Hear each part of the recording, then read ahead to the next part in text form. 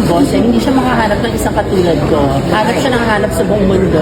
As a matter of fact, he wanted to propose and get married to me again. Yeah, and I thought it was Ilmas Bectas, balak pa ring puntahan si Rupa sa Pinas ngayong 2025 kahit na rejected na sa kanyang marriage proposal sa beauty queen. Sabi ko, is this a joke? No, I want to invite you to be on the train with me and mag-train daw kami all over Europe. So sabi ko, totoo ba to? Or baka he's planning my murder on the plane? Samantala, marami namang umalma at pabirong sinabi na magiging katatawanan na lang si Rupa kung sakaling balikan niya ito sa kabila ng mga ginawang pang-aabuso ni Ilmas sa kanya noon. I don't say that he's courting me again. At least we've come to that decision and the time in our lives na we can joke and be happy with one another.